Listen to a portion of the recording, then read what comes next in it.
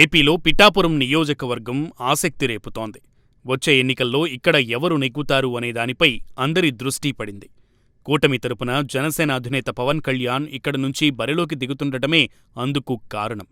అటు వైసీపీ నుంచి ఎంపీ వంగా గీత తన అదృష్టాన్ని పరీక్షించుకోనున్నారు. దాంతో పిఠాపురంలో రాజకీయ సమీకరణాలు శరవేగంగా మారుతున్నాయి.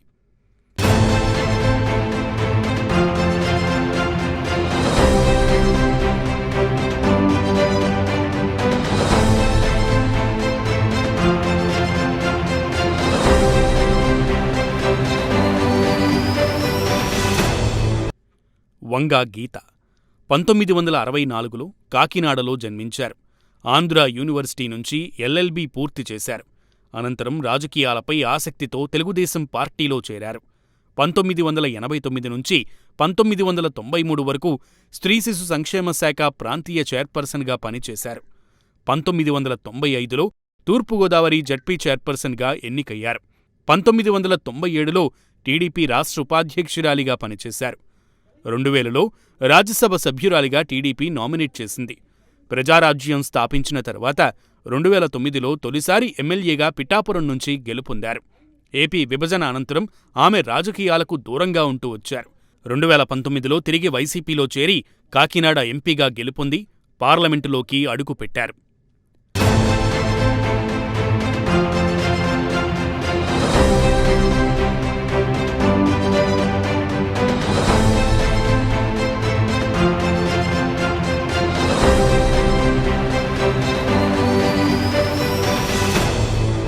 రాజకీయాల్లో ఎంతో సీనియర్ అయిన వంగా గీతను సడన్గా పిఠాపురం బరిలోకి దింపడంపై అక్కడ సామాజిక వర్గాల వారీగా ఈక్వేషన్స్ మారిపోయాయి. పిఠాపురం నియోజకవర్గాన్ని ఒకసారి పరిశీలిస్తే మొత్తం 2,30,000 ఓటర్లు ఉన్నారు. అందులో 85,000 బీసీలు, 30,000 మత్స్యకారులు, 30,000 శెట్టిబలిజ, పద్మశాలి 20,000 ఉంటే కాపులు 95,000, ఎస్సీలు మరో 30,000 ఓట్లు ఉన్నాయి.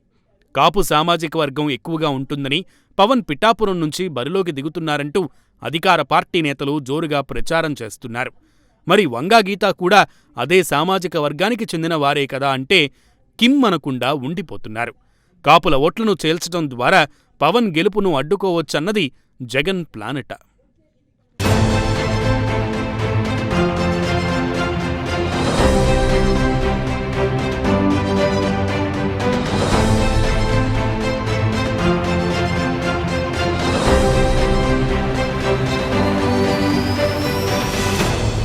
న్యాయవాది అయిన గీతతో ఇంటర్ ఫెయిల్ అయిన పవన్ పోటీనా అంటూ సోషల్ మీడియాలో వైసీపీ శ్రేణులు జోరుగా ప్రచారం చేస్తున్నాయి.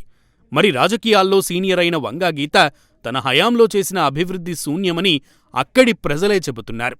ఇటీవల సీటును ప్రకటించిన తర్వాత పిఠాపురంలో పర్యటించిన గీతను స్థానిక మహిళలు అడ్డుకున్నారు.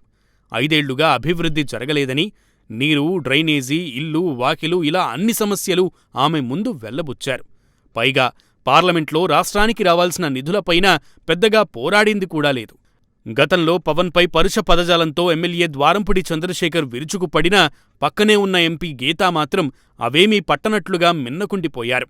పైగా వైసీపీలో మొదటి నుంచి ఉన్న తమను కాదని గీతకు టికెట్ ఇవ్వడంపై ఎమ్మెల్యే పెన్నం దొరబాబు వర్గం మండిపడుతోందట. మరోవైపు సర్వేలన్నీ పవన్కే మొగ్గు చూపడంతో పిఠాపురంలో వార్ వన్ సైడ్ అవుతుందని జన సైనికులు గట్టిగానే చెప్పుకుంటున్నారు.